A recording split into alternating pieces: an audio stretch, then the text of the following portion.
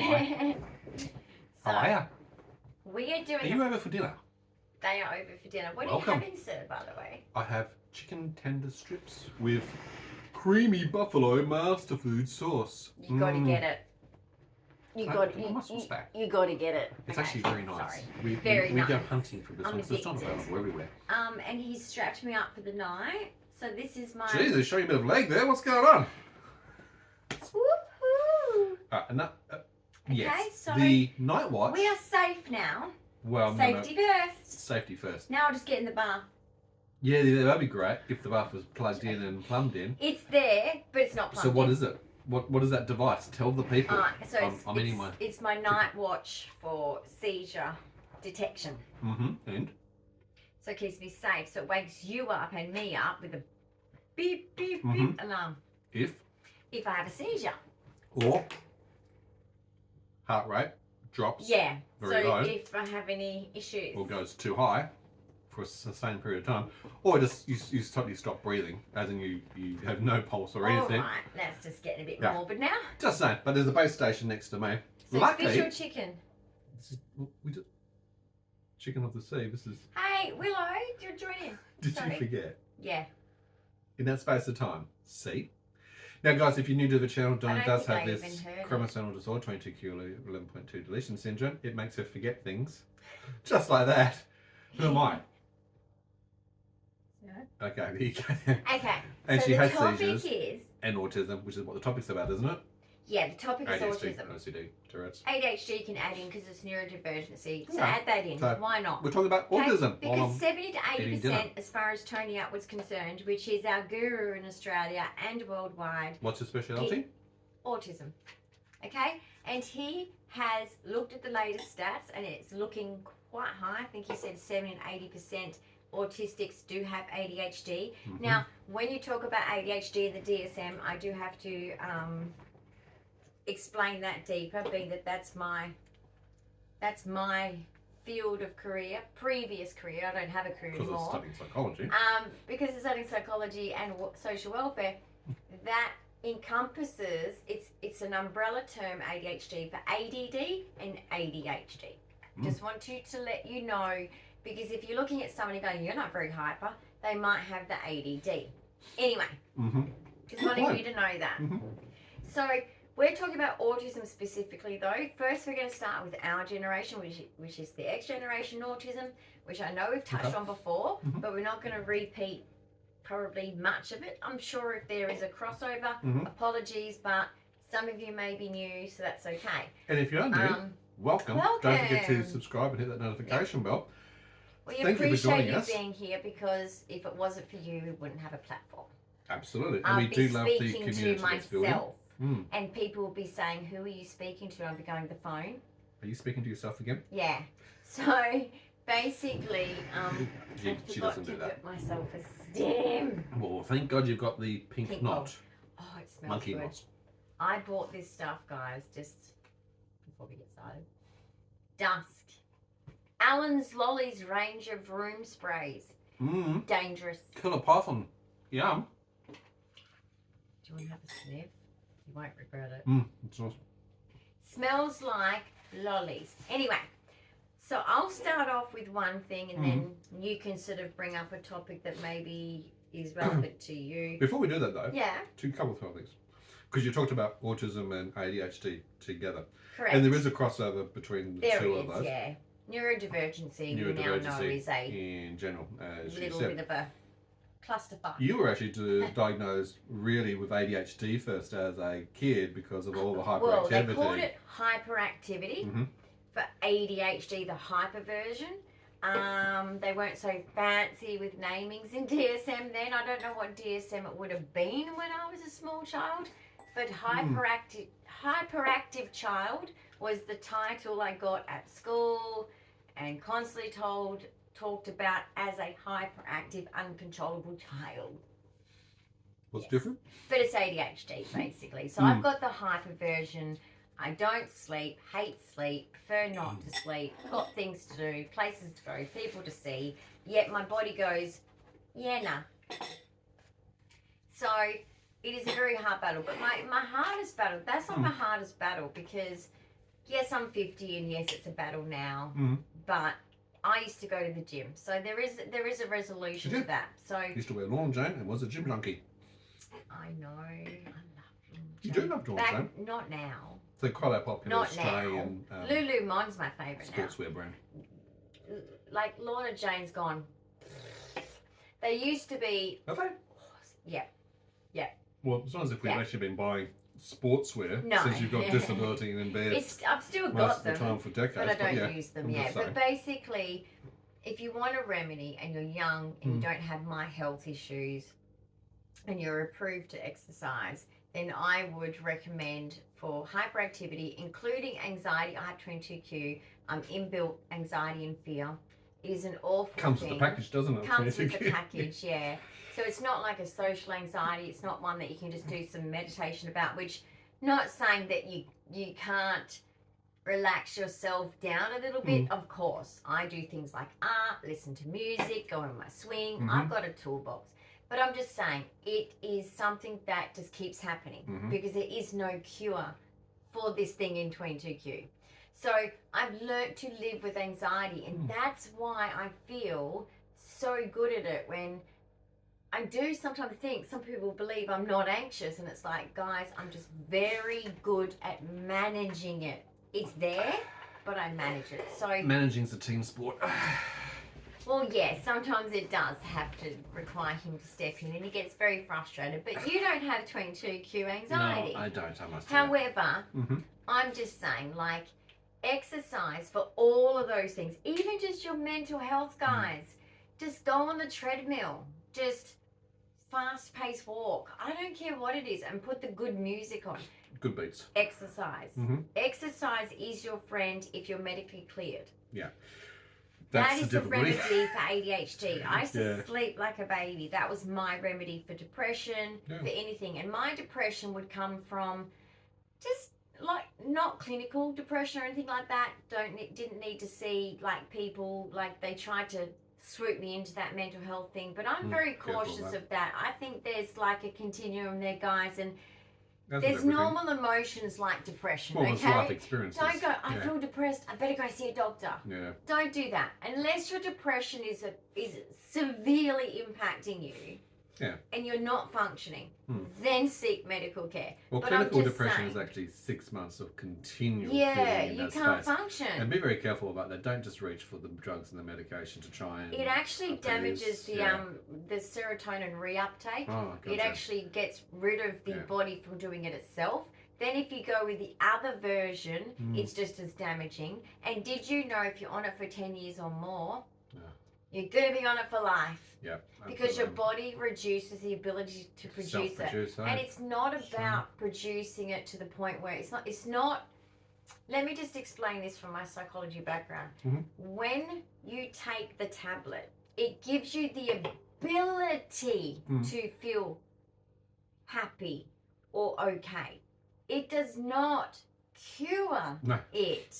You still have to have your life stresses sorted out. Those issues are still so there. I would do therapy first, just for general stresses. I'm not talking about therapy like, oh my gosh, yes, no, yes.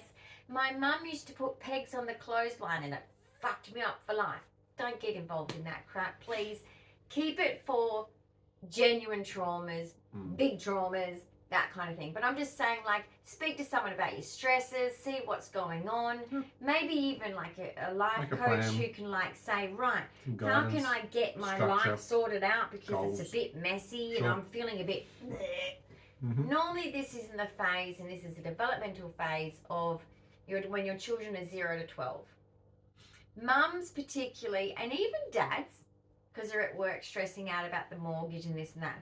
You're going to be very, very stressed when your children are 0 to 12. Yep.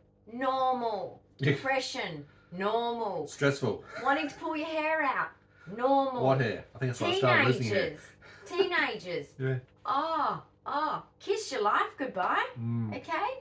You get up in the morning and you don't even know what your name is. You're so consumed with keeping those little fuckers safe. Okay? There's no time for you. But trust me, they all grow up and you get your life back and you're fine. You'll be fine. So a couple of statements before you go on.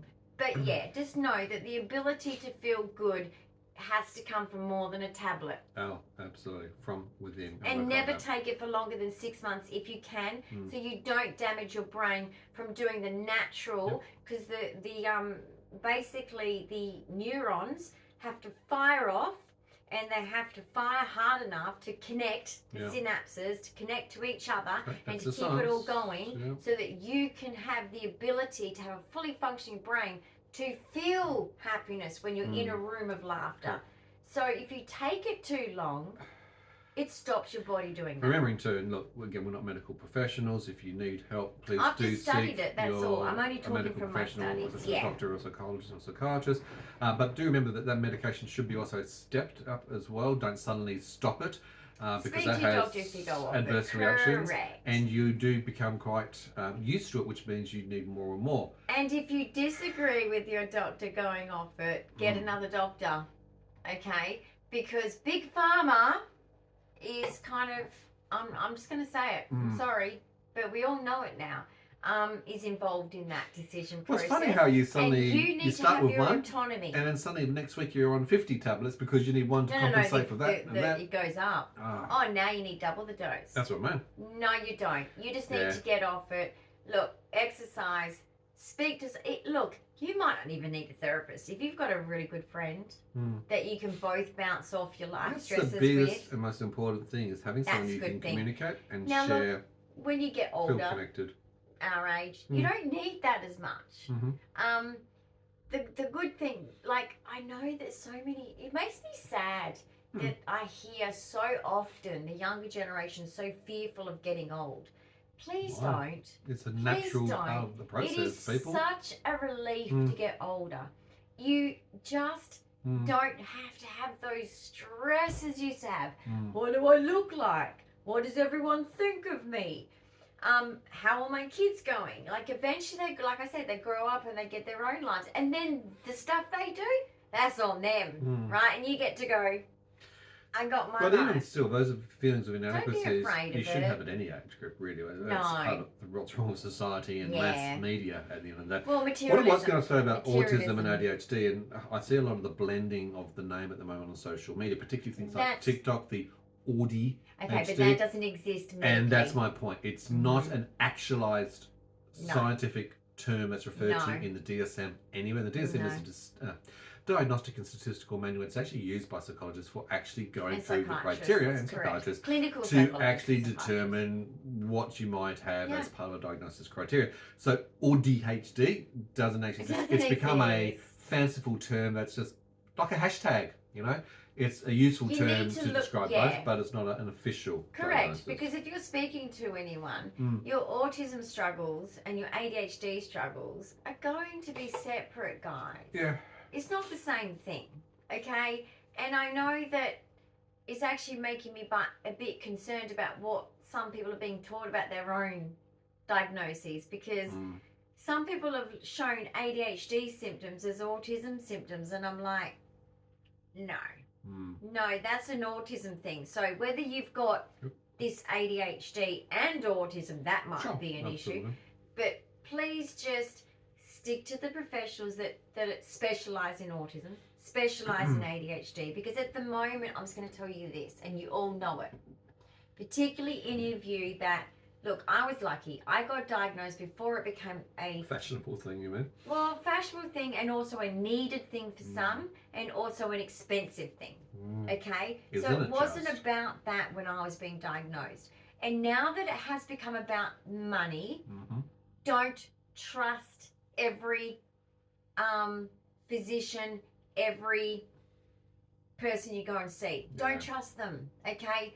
Because they are in it for the money. It's the commercialisation of the process rather than what's actually best for the patient at the end of the day. And at the end of the day, if you look up enough quizzes, if you look online at Facebook and you chat to people, you will just know whether you're autistic or not immediately. It won't take much. No. Well, particularly for females, do check out, like Dyan mentioned, Dr. Tony Atwood. He is an Australian clinical psychologist, UK originally based. He's internationally well renowned. But great he moved podcasts, here because books. Australia's cool. Absolutely, does seminars and courses. Yeah.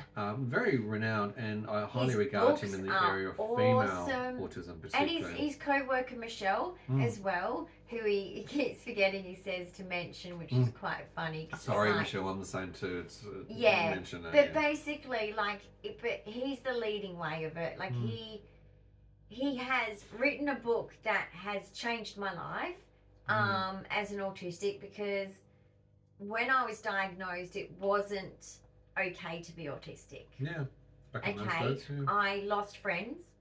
I was laughed at. It wasn't fashionable back then. I was told that's just ridiculous, and all of the shame of my childhood struggles of autism came back. And I lived in isolation, which, not gonna lie, was the best thing that could have happened. I think God always has a plan. And I felt like that time of space to myself, where I went into my art and I went into all of my, like, I set up a non-profit for women. I was about to set up my life coaching business. I was really delving into what I was good at, my special interests, and what my talents were. And it was unfortunately, and I was really coming out of my shell. You were doing brilliantly, but it was only unfortunately your health that I got took sick. a massive turn, put the brakes on things, and suddenly you were having seizures on the regular, and it's like, that's a life-turning moment for you. Well, you couldn't drive. You weren't able to do that. You weren't able to do those sort of things. I had to quit my dream job. I was running a non-profit that was just kicking off the ground. I was offered a job by the Shire to help other people start non-profits. In the community.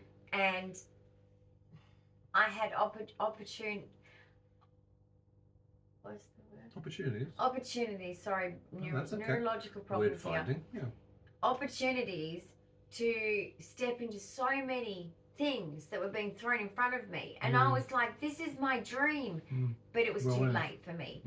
However, look, I chose family first. I chose to be a housewife. I chose to focus on my children more than just childhood, but into adulthood, to make sure they had a career and some kind of sense of self. Well, they're both needed, because they're both in the special needs category between autism and ADHD. They're on the spectrum, so they actually needed that additional time and effort.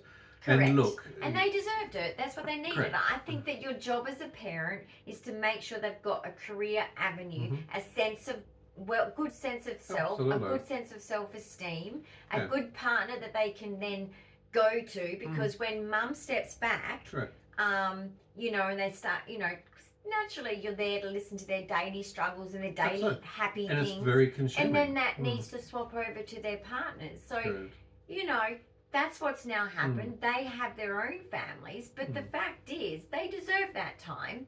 But unfortunately, with my body clock, with my 22q, it didn't match. But the sad thing was, I wasn't prepared, because I'm late diagnosed. Correct. So we were going through that fog of not understanding. We're just thinking that one day you were going to get magically better, and that fatigue is going to lift, and you know, all the good diet and the activity and medication. But at the end of the day, our children got what we felt is the best thing for children. So I feel good about that. Yeah, you should. Because I wasn't primed for life. I was kind of tolerated, fed, watered, and that was it. And it's more, and parenting is way more than that. So I feel like I'm not perfect as a parent, I'm sure, but I feel like I'm a way step up from what I had, and then hopefully with their kids, they'll step up again. That's how I believe. There's actually a song about that. It was a special interest for you, and even at the beginning, before the birth of our children, you had a stack of books that bloody high that you were reading through. What to expect when expecting. Everything from Dr. Spock, and you know, absolutely, and you were the Spock one was funny. Learning, but that's also an autistic mannerism to focus in, hyper focus in, to learn absolutely everything on the subject because you wanted to get it right. And my son, our son, you know, he got diagnosed at what? He was 3.5. He was diagnosed with autism really young. This is for the 90s, so this is so 3.5. So this is what, 97, 98? Correct. He was diagnosed with autism. And I think he most likely has ADD as well, not ADHD. Correct. So what comes with that is a lot of struggles for him. So I believe that's his challenge now. Well, I think he's very well set up for it because of the accommodations and the support and everything. Yeah, but I feel like because we made it so smooth, it's almost like a bit of a frustration for him, I think it became, because it was like, well, I'm so normal, but then there's these little gaps here I miss, and he gets frustrated. Yeah. But he's got a wonderful, he always has a wonderful connection with others. Yep. So he always ends up being led well. Yep. When he kind of goes into a bit of a, oh, I didn't understand that.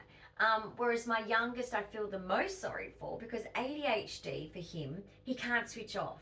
Yeah. And I can relate to that with my ADHD. And he's a high achiever. He's gifted. He wants to achieve, but his ADHD gets in the way. More behaviourally, more than anything else as well. Yeah, it gets in the way. Yep. So, and I used to be a bit like that as well when I was his age. So it's really difficult, but that's their journey, and I'm sure they will triumph because they're so young still. They got a long way to go. But basically, it was good to raise neurodivergent children because I wasn't raised to suit my neurodivergency. No. At all. Not at all. It was punished, it was penalised. In fact, the extreme opposite of what you could ever possibly want or should actually put a child.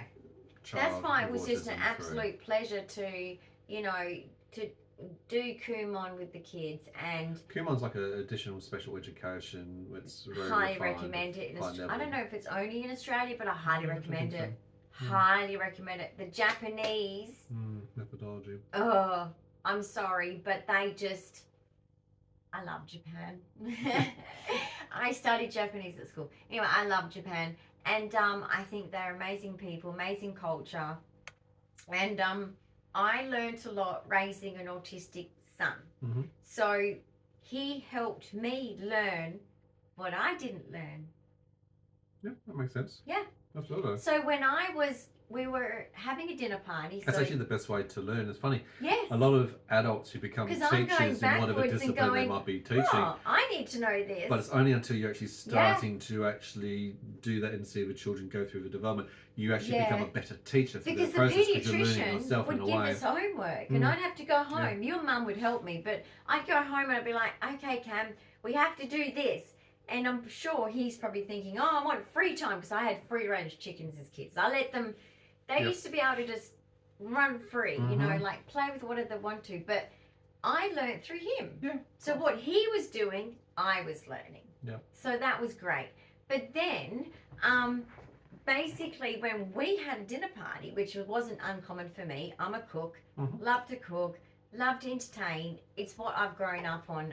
The South African culture is very much like that. Food is love. Food is centered to community culture. Exactly, and, you know. And so we had friends over, and we were talking about a friend's sister's daughter who was autistic. And I was like, autistic? Isn't that a boy thing? That's how naive I was, because my son was autistic, and I'm thinking it's a boy thing. So I'm like, and I just sort of done with my psychology, and I'm like scratching my head going, this is possible. It's totally possible. So anyway, I kept entertaining it, and so he's decided to do this thing, whereas you guys that made us girls do the test. And I was like, and anyway, I went really quiet because I was like, oh dear, I'm seeing a pattern here. And I felt shame. The first thing that came up for me. Yeah. Like we were laughing and we were joking. These were the friends that's all we did was laugh and joke and have a good time. But I was starting to, the boxes were ticking and I was going, oh, this is getting really uncomfortable now. Right. The realisation starts to creep in, yeah. And I could see the other friend of ours, he was picking up on it and he's like, you're right there. And I'm like, oh, this is a little close to home.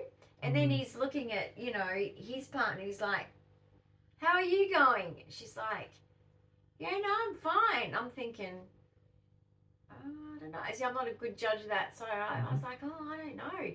But all I knew for me was it's like,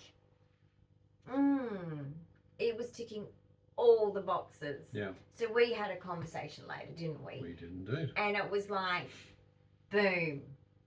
There's the missing link.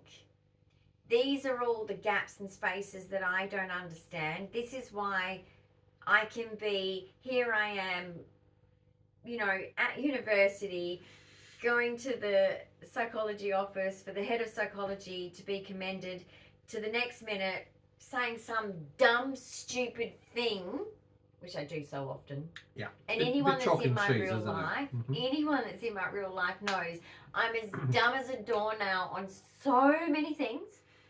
And then on other things, I just hit the nail on the head. Yeah.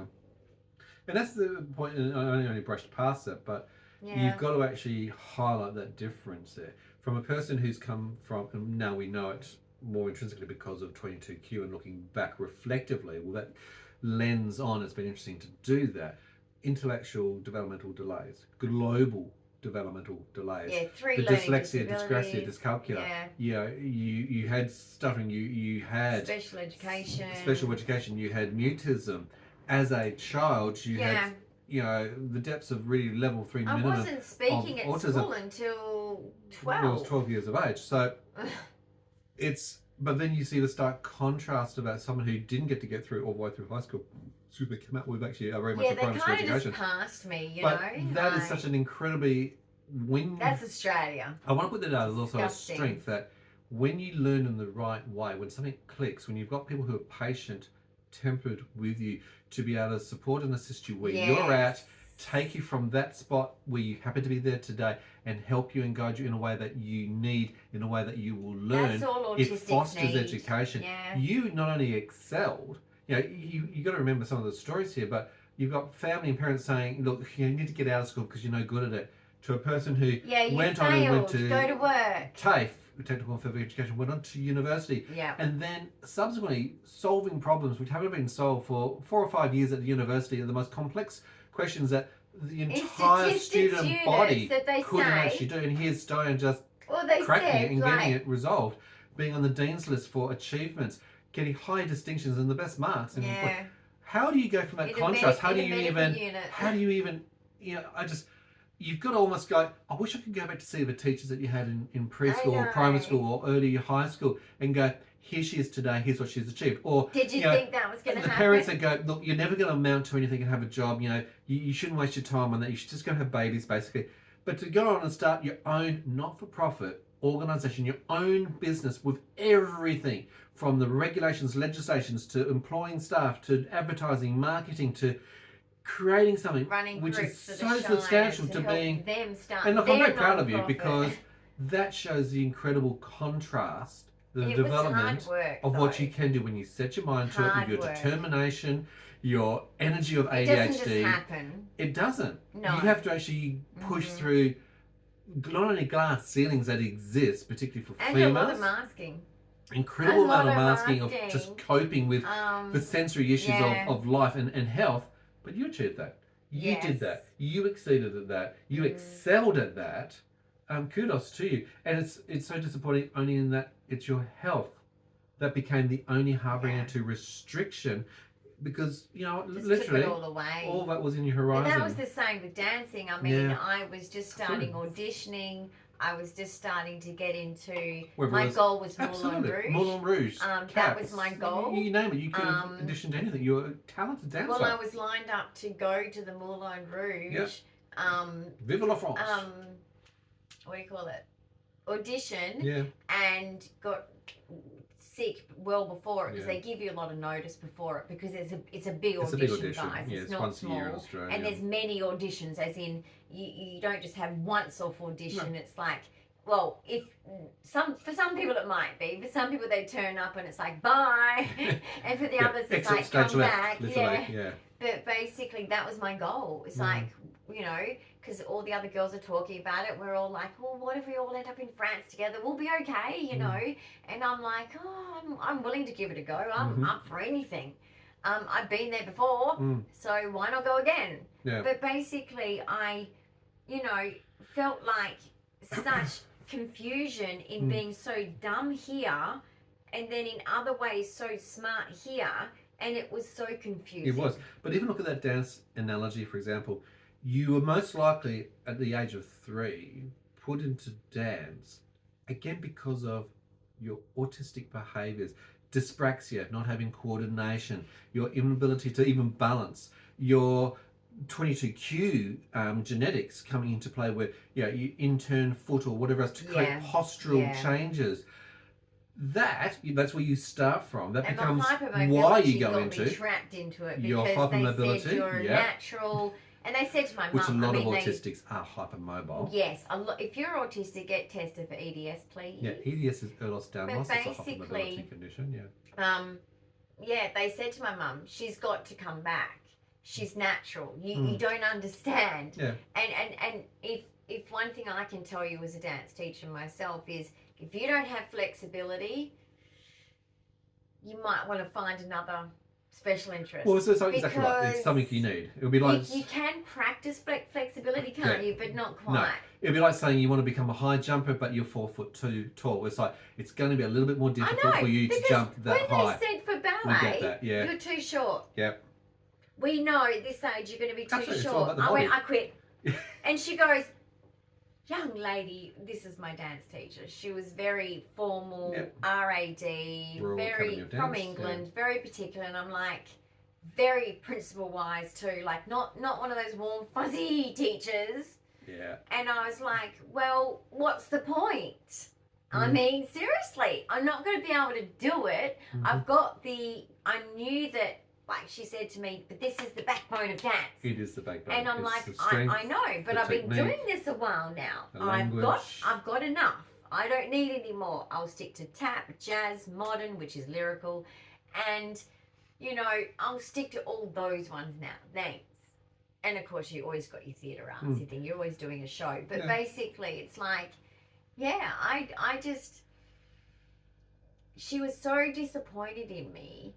But it was like, if I can't become a ballerina, what's the point? But she's disappointed for you because you can't see the benefit of what it'll get you. You may not be the ballerina part of the Australian Ballet Company. That's true. But it does not mean that there are not small ballerinas. Absolutely. I was like that. What's that little girl, Maddie Ziegler off Dance Moms? I was her. So, wherever I went, I was always discovered.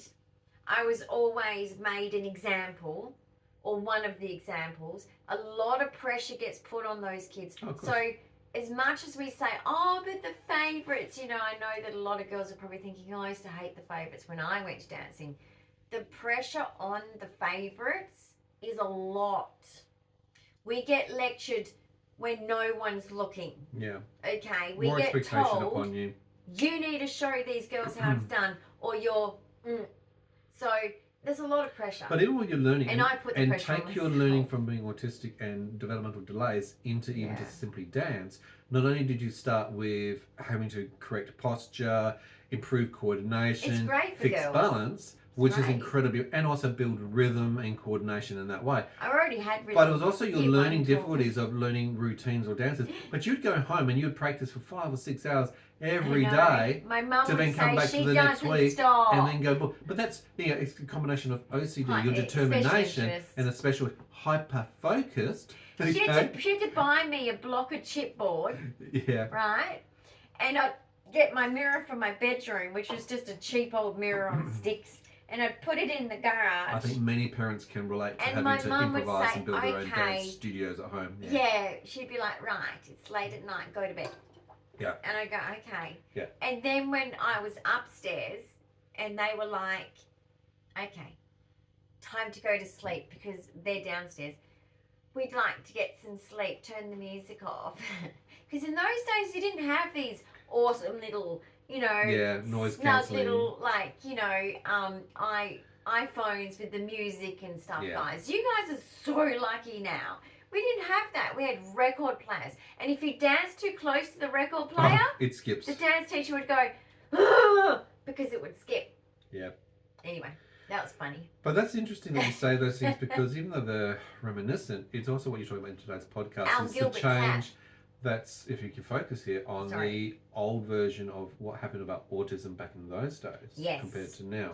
So it was punished at school as well. So schools would punish you for autistic behaviours. Absolutely. I was punished for not talking. But even more so, I think males Not for talking. ADHD or ADHD. And the boys. I used to get on with those they boys. Just badly behave. I used they to get can't along focus. with those boys. You know, they're the rough and ready ones. It's like you always wanted to. No, but they weren't really, because when I was on the bench for like swinging on my chair, because I was non-verbal, so my only way of like being disobedient was stimming. I'd be chewing my pencil, swinging on my chair, doing something like that, right? So I'd be on one, like you get sent outside in our era, there's wooden benches. I'd always see an ADHD boy down the end, or autistic boy, I don't know, or both. Yep. And I'm sitting at the other end. You're not allowed to talk to each other because the windows, the teacher can see you. Now, I'm told off for not talking. I'm told off for fidgeting, and I was terrible at fidgeting. Mm-hmm. But we used to whisper, me and whoever the boy was, and normally each year would be a different boy. But I got along really well. And now I know why. It's the neurodivergency, right? It clicks. But we would be like, hi, hi. Yeah, what'd you do? Yeah, this. Well, the other alternative to that is if you go to the library at lunchtime or recess time at school, most commonly it's going to be the neurodivergents who are in the library as well. Yeah, I like the library. Yeah. There were days when I would hang out with my friends, absolutely, and I was a follower. That's how I survived. Copy, follow, do everything they do, except when I did my own uniqueness, which is an autistic thing. Because even in my day, I'd do like a certain hairstyle that was no one's done. And then for weeks and weeks, no one would do it. And then all of a sudden, it's the rage. And I'm like, no, that's mine. That's mine. Anyway, that used to bother me because I like to be unique. But they used to copy it. But anyway, trendsetter. But basically then, I also would find that I would enjoy their company, but then there was days when maybe sensory overload, whatever, I'd go to the library, and that's where I'd be. Yeah. I'd spend my lunchtime recess there. It's a common area. The other area, of course, is then those who then you would have gone on later on, is getting into the performing arts and into auto. So the dance, you grab the music, you go to because you a had location to be able to practice at lunchtime. Yeah. I went to a performing arts school and we had like I used to love the sound room. All the guys used to be like, get out, it's for boys. I'm an X generation. It was boys, girls separated, right? And like I'd go up to the sound room and they'd all go, get out. You're not meant to be in here. You're in the club. And I'm like, but it's so quiet. The AV club, audiovisual. It's so quiet in here. I love it. And I used to just lay on the floor or sit on a chair. It's so quiet up there. Yeah. And then anyway, I'd go back down to the stage. But I'm just saying, like, performing arts was where I loved because performing arts kids were where most of the neurodivergent kids were. Okay. It's amazing how many get into dance. Yeah, and theatre arts and acting and all the rest of it, and music. Well, we're natural at acting because of the masking. It's a performance. Yep. At the end of the day. And normally a higher intelligence comes with musicality, and a lot of musicality also ties into mathematics. I remember my year one teacher going nuts. Yeah. I mean, I thought that like she was gonna like kidnap me or something. Okay. Because she was like a little bit over enthusiastic. Yes, teacher. She would for the first beginning of I don't know going to school for music class of that year or whatever. Yeah. She'd be like, your musicality is amazing. It's beautiful, and she'd get me to do the beginning of all of the different. And I used to get so frustrated because I was very shy. Right. Typical girl in that way. Shy. I was non-verbal, so I was already a target for bullies. So I didn't like that kind of attention. I was a perfectionist, so if you up the bar, then I'd have to up the bar. I one up myself. I don't one up others. I one up myself. And basically, I learned that because in dance, you learn musicality. She was probably trying to focus on the fact that it was a strength, whereas academic for you at that age I think wasn't a strength. It was something which you could excel at, a positive thing. Wooden bloody blocks in front of me until the cows come home. Yeah. But I'm going to look at those blocks and go, yeah, no. I had no idea. And she'd go count them out and I'd go, and even the blocks of 10, I'd still have to count. And she'd go, oh dear. It's a good thing, not a bad thing. And she'd go, it's 10, 20 Yeah. because they're on bars. And You, then you then didn't you grab got the blocks by the 100 and count them 100 out. Just to make I sure didn't got even it. get to that, so don't even insult Well, I was going to say, I'm glad you me. didn't get to the 1,000 one, which is the big cube, which is 100 by 100 by 100. Well, I totally missed that one. But no, I had the ones that were 4s and 2s and 1s. So about the questionnaire block, so they're in 4s and 2s and 1s. If you break down a stick of 10 into 1 So through there's to 10 9, and there's so they're by 1 units, but they're questionnaire 5. because then you could actually do combinations. You could actually take a 2 and a 3 Yeah, to make yeah. a 5. But and basically, it shows you mathematics I using was spatial just awareness. totally, and the hard thing was she was one of my teachers that I had for a long stretch there. She said to me, she goes, I'm really confused with you because you've got the IQ, but you just don't learn the same way as the other kids out there, which meant in the mainstream classroom. And I was You can like, do it, but if shown differently, a way to do it. What does that mean? And when it clicks, you know. And when it clicks, it sticks. I mean, I teach everybody. But this is the problem with a lot of mainstream education, though. They actually teach to the masses. You know, if you look at the bell curve, to the they're really neurotypical focusing introverted to exactly kids. that 90% of the Not the kids that are normalised group, performers. not the outliers, either No. the very high or the very low. They unfortunately do get missed. Hyperactive Whereas the very high can look after themselves and entertain Do you know themselves how many and still succeed. times Yeah. I was told, especially like, and in Australia, a lot of our classrooms, particularly in upper primary, are surrounding the oval. What's And anyway, quite commonly, the teacher would be like, 2 laps, go. Because by the time I found my voice, particularly in year 7, which was 11, turning 12, which was just when I found my voice, and boy, did I, like a baby when they find their voice. And she hasn't stopped since then. So basically, it would be like 2 laps now, and then you can come back. And I'm like, I didn't even half the time know what I did. No. I didn't even know what I did. I just go, hell yeah. Exercise? Yeah, I'm in. And I'd go out in the sunshine, do my little slow jog, looking at everyone in there going, oh yeah. You thought you were winning and it I was meant to be a thought I punishment. was winning, but it's meant to be punishment. Go figure. They got it Because wrong. girls in my days didn't like exercise. No, but you certainly did. Little sporty spice you were. Backflipping around. I used to backflip around the oval. Yeah. The gardener thought it was a bit weird. He said,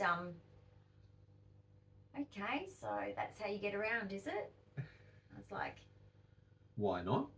I didn't even understand it at the time, but I just never forget that comment. It's like, I'm just a little bit obsessive. Just a bit. It's one way to get there, yes.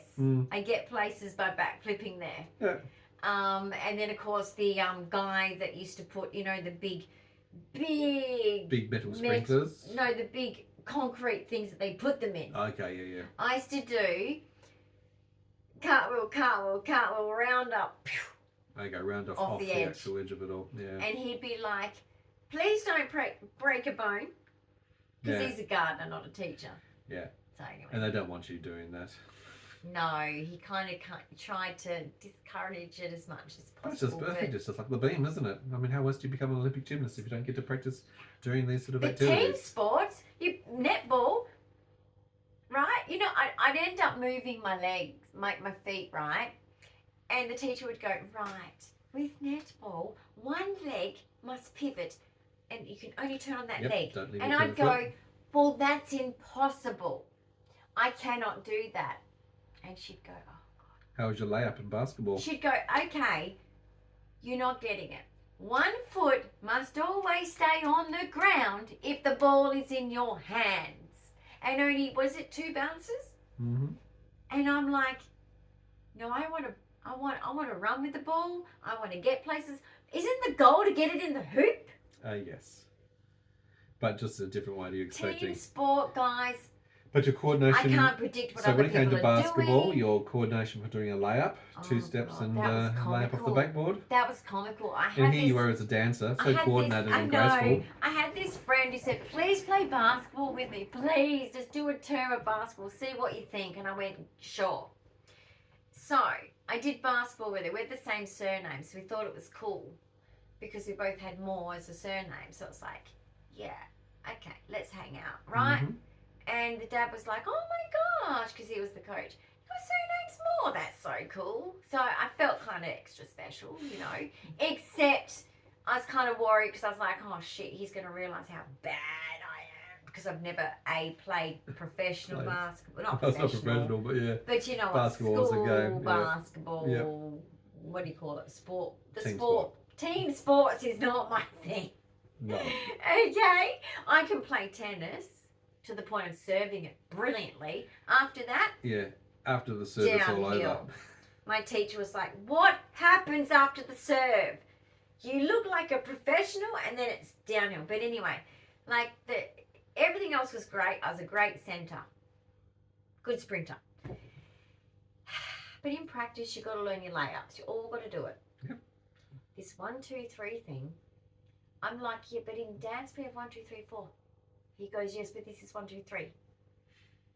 But we have 1, 2. Can I do it in 1, 2, 3, 4? He goes, no, you can't. Can do I change that. the rules of the entire game just to suit myself? That'd be a classic Dyan response. That's the stupidity I'm talking about. You get me now? Right? Smart on other things, stupid on others. So anyway, I'd go 1, 2, 4 every time, and he'd go, "It's okay. Go back round to the end of the line." How was the triple jump for you in athletics? Just as bad. But when I got it, he'd go, "Yes," because I could fly. I could fly because I was like A lightweight. And I was fast. up to here on everyone in my peer group. Yeah. So I was what you would call a peewee, a shrimp, Yeah. a dwarf, Height challenged. Mighty Mouse, all sorts of nicknames I was given. But basically, 1, 2, the fourth step would come in. He'd go, disqualified. I'd go, oh my God. Anyway, no. High jump, yes, but long jump, forget it. Triple jump. Isn't it the same as long jump? No, long jump is a bit the of a step. run and jump. Triple jump is run, step, jump. Well, how come I was trying to do 3 steps for a long jump? I was And confused. therein lies the problem. So many problems. Now, as we wrap up our last 10 minutes of the podcast, how do you want to bring this together? I don't know. I'm trying to keep you focused with your little ADHD brain. It's hard to do sometimes. So I've been all over the shop, guys, have I?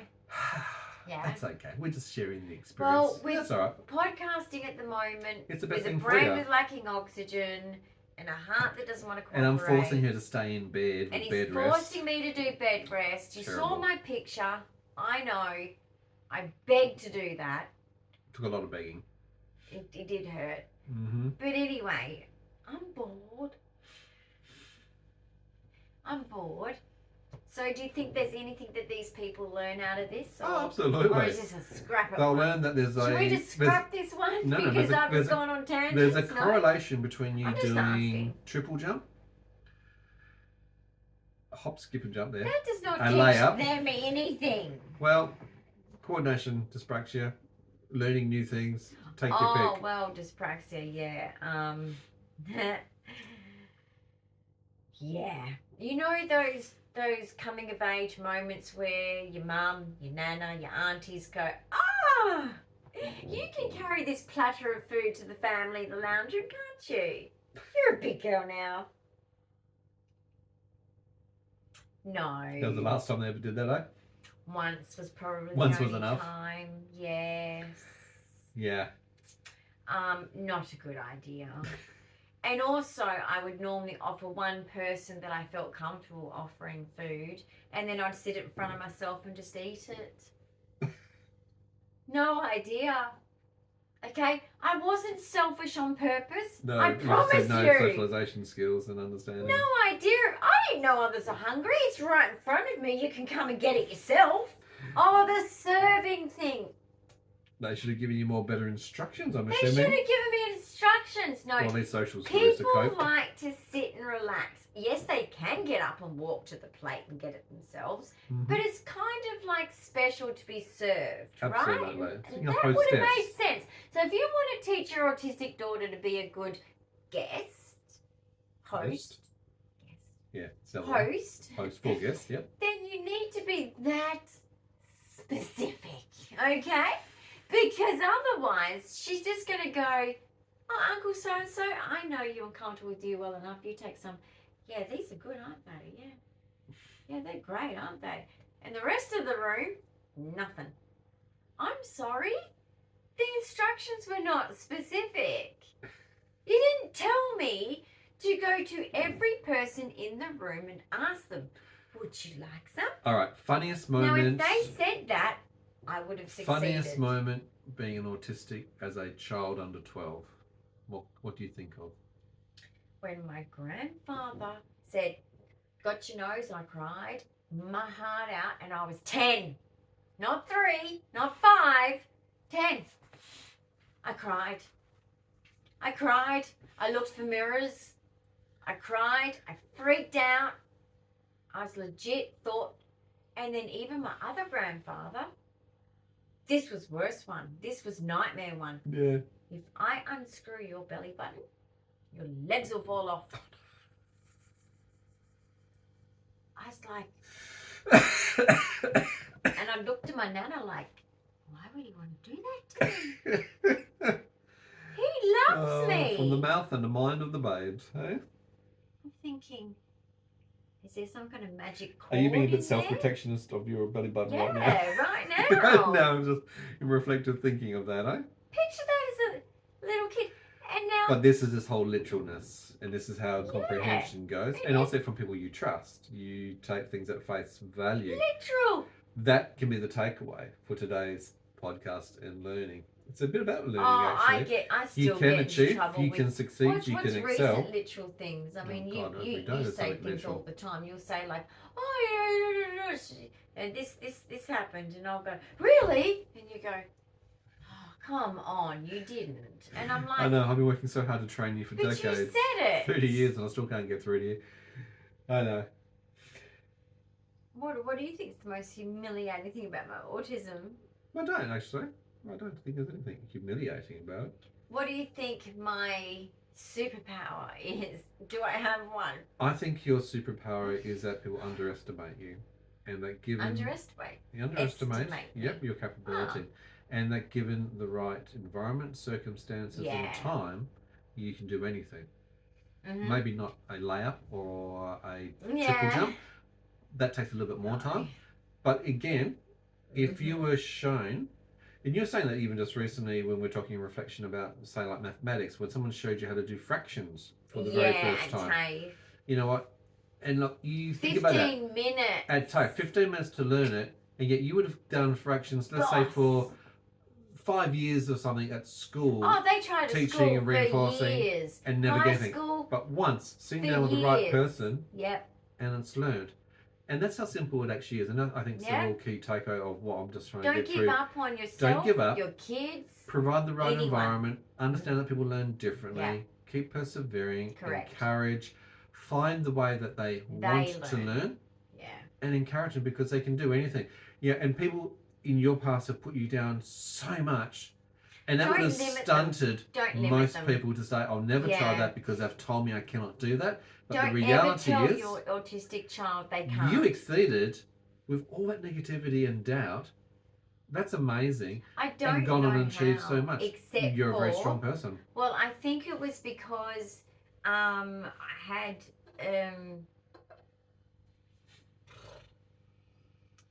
Uncle Ray would pull me aside in my lifetime so many times.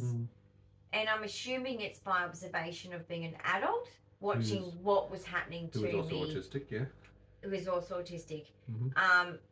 Who took his life at 39 because he wasn't accepted in my family. My family do not accept autistics. That's why I'm a black sheep. Yeah. And it is just the way it is.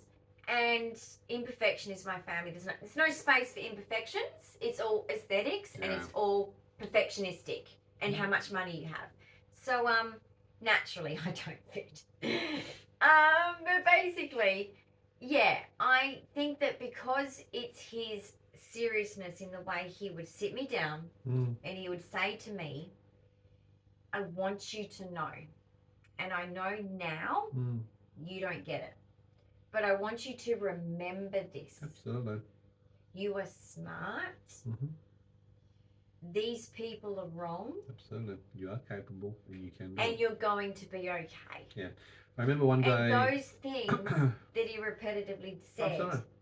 And I'm really glad that you had that, because that's another takeaway out of this is it's the people in your life that do that, that encourage you, that know differently. I remember in a little office in Kinross where you got accepted into university and you literally ripped up that university acceptance. I had a meltdown. Makes me sad, actually. I wasn't going to go. Because you said that you... I'm stupid. Because you were told that so often. I got some sticky tape, put that damn thing back together again, and said you're going, because you can. You're very, very clever. Thank you for doing that. You're very, very capable. We all need some support in our corner at times in our life.